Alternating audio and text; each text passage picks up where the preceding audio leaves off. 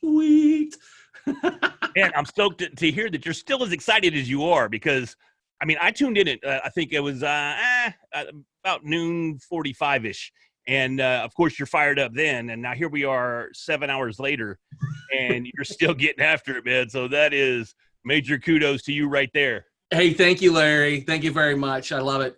I'm honored to have you here on the show, man. I've been an admirer of your podcast and what you're doing as well. And just so you guys know, Larry Roberts, he's hosted by the Readily Random podcast is hosted by best-selling author, course creator, speaker, and self-titled comedian, our buddy Larry here. The Readily Random podcast is a show that features a random selection of interesting, insightful interviews with motivators, entrepreneurs, survivors, authors, athletes, podcasters, and more. Larry's quickly becoming one of the most sought-after podcast consultants and media creators in the industry. It's true. Regularly publishing articles and appearing on other podcasts. He specializes in creating custom podcast art, speaker one-sheets, as well as complete media kits, which is needed. Man, is it needed out there. Right. Larry also offers podcast auditing, coaching, and helping others increase audience engagement using live video. He's also a regular contributor to Podcast Business Journal as well out there. So we're honored to have you on here, man, and not to be so readily random, but we're here for you. No, it's cool. You know, it's totally readily random. And that's what it's all about. You look behind me, it's all readily random back there. And it's just everything that I encompass. I like to take and give everybody that has a story a platform to share that story on. And, I've had everybody on the show I've had an FBI agent that saved the world literally in the 80s, Joe Navarro. He's awesome. Check him out sometime. I've had Super Bowl champions on that have lost all their money and then made a comeback. I mean, you name it. I've run the gamut. And then I've had people like myself who are recovered addicts, and they're doing great things. And I'm 6 years sober myself, so I share my sobriety story here and there as well. And it's not something that I try to just lean on by any means, but hey, I'm pretty proud of it. So, it is what it is. Yeah. But go ahead. No, I was going to say that's the story, man. That's kind of what I do here. And I've gotten involved in the podcast community quite a bit. I started off going, the first time I went to Podcast Movement was last year. I ended up podcasting live on stage there at one of the booths there. I don't know if you were there last year. And you might have walked by and I'm up there acting stupid. Who knows? But at the same time, it was really overwhelming, but it was an opportunity to shake a lot of hands, meet a lot of people that are in the industry, and also see a lot of holes that are in the game that I might be able to help fill. So that's kind of where I was coming from there. Well, that's where I was going to head us to. Where do you see the biggest holes out there right now, with your opinion? And a lot of it really is setting yourself apart from everybody else. And as individuals that are trying to get on other podcasts, how are you marketing yourself? What are you bringing to the table? One of the big things that's really popular right now, and you kind of got to be cautious as a podcaster, are guest services, where they will pitch you particular guests and they'll just send you guest after guest, and they might not even be in your niche. You don't even know, right?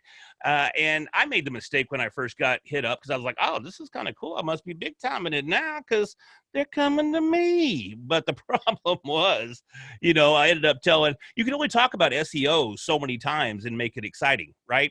So you fall into that rut of having the same interview with the same person. And a lot of times the guests didn't even know where they were trying to fit in. So I'm trying to fit them, almost like a square peg into a round hole. And it's just not going to go in there. So that's what I see as the biggest issue. And finding your niche, setting yourself apart, and then extending your reach. A lot of podcasters are stuck too. They're going, man, what do I do? How do I get my podcast out there? I'm a moderator on the Podcast Movement Facebook group. So I see a lot of the exact same questions. And, one of the rules that we have in the group is to use the search function. And nobody uses the search function. Let's just be honest.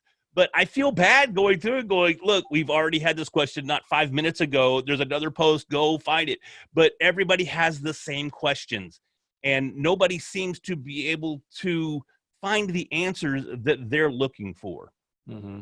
And I can totally relate to that, because when I first started podcasting over 5 years ago, I came into this space kind of on accident, because I thought, podcasting is just for nerds. I'll stick to my online gaming, right? I mean, I'm already a nerd there. So, but when I heard Joe Rogan, of course, I'm a huge fight fan. Okay. I love UFC.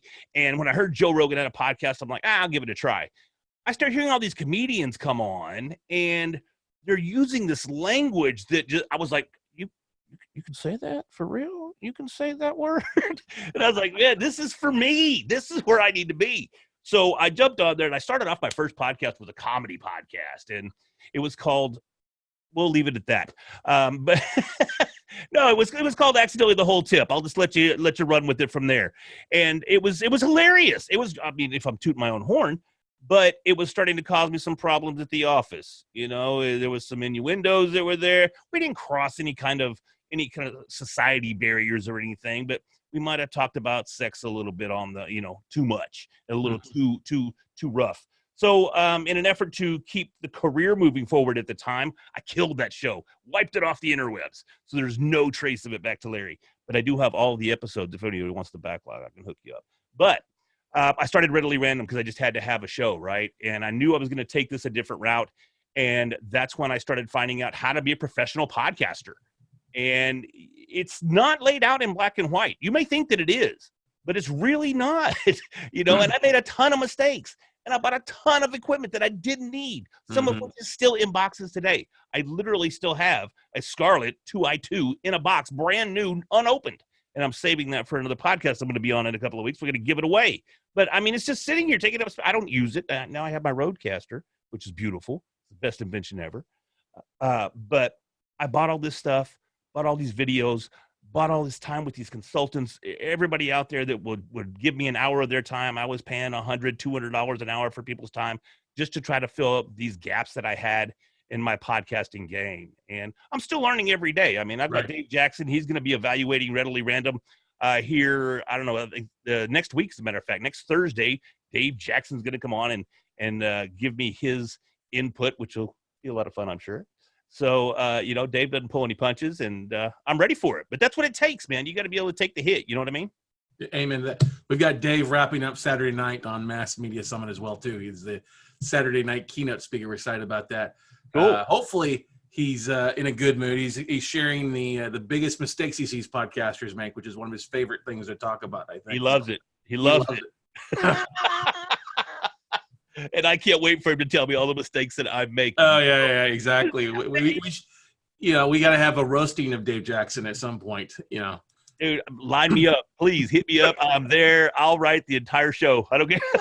No, I'm kidding. What has been the, you've got some things you've been leveraging. What's been the biggest surprise for you, Larry, with your show? The biggest surprise is really the credibility and the outreach that having a podcast can provide in any given space. There are guests that I simply would not have had the opportunity to ever meet or ever talk to or ever work with if it wasn't for a podcast. And then at the same time, I met people that I worked with in writing my book. I worked with Laura Peterson on writing the book. I worked with a lady by the name of Ellie Natoli. She helped me write my course. I mean, all these people that have all of this knowledge. And if you want to learn, there are people out there that can help you learn and help you expand your brand, help you expand your reach, help you expand every aspect of your business. And podcasting has become just that. It's become my business, and it's just an amazing, amazing ride. Yeah, it definitely has. And I think you echo a lot of things. Is it's best to talk with some experts and find out what products you actually need versus overspending, because it's a lot easier and technology is a lot more efficient and better than it was years ago. You can get started relatively easy these days compared to dropping a few grand on mics and stuff that you don't need for the most part. Exactly. Right? And that was one of the things that I wanted to do with my course is I made my course really super simple for people. And I gave 3 different gear options, but they're all relatively inexpensive. I didn't get crazy on any of them. And they're all 3 to 4 components, depending on what you're trying to, how you want to set your gear up. I give 3 different options of 3 different setups, and they're very straightforward. And you're not going to go wrong with any of them. You can take the entry-level one with your ATR 2100 or your Samsung Q2, what is it, Q2U, the new one that's out. That thing sounds beautiful. It's like $50. I mean, you can get stuff inexpensively and still sound great. Yeah, so exactly. That was where I was going with my course and my book. The course is the most recent. It just came out 2 months ago, and I've already got hundreds of students that have enrolled. And as of my last time I checked, it was one of the highest rated podcasting courses out there on Udemy. So not to toot my own horn, but I'm going to toot a little bit. There you go. Hey, thank you. Appreciate it. I mean, I'm trying to get sound effects here, man. Simple. There you go. Wanted a comedy shop in San Francisco years ago. You use video with your podcast too, don't you? Yeah, man. And that's one of the things. And actually, I just submitted my speaker application for Podcast Movement 20 last night. About 10 o'clock, I hit that apply button and finally got it sent off. And it's all going to talk. If I get the opportunity to speak, I'm going to be speaking on live video and how live video has just taken my podcast to the next level, man. Yeah. It's unreal. And what I ended up doing was starting a show called 10 Minutes In. And it's not even really a show. It's just like it's a subcategory of Readily Random. And I literally go every night. I just got my voice back. This is the first time I've been on a mic in about 6 weeks, really, because I had some real damage to my vocal cords because I talk too much. And but anyways, before that, I was doing my 10 Minutes In every night, and I'll start doing it again next week. And that's it. I just spend 10 minutes. I get on Facebook Live. I spend 10 minutes.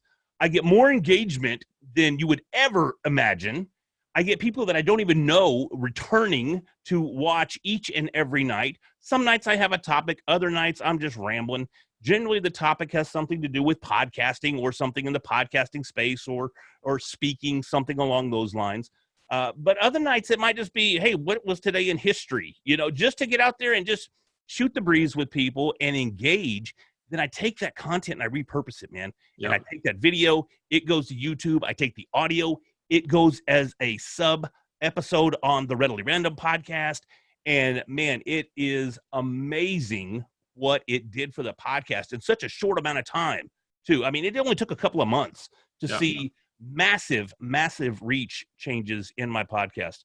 And I love it, dude. I can't stress it enough. Yeah, I'm a big believer that if you add video, it will double your audience immediately because not everybody is listening to podcasts or knows how to do it yet. And you might as well at least have it on YouTube, which is the second largest search engine out there. And Facebook is the number 3 website people are visiting. So you might as well be sharing it across the platforms because we're all in the media these days, no matter what aspect of niche that we're talking about. Right, brother?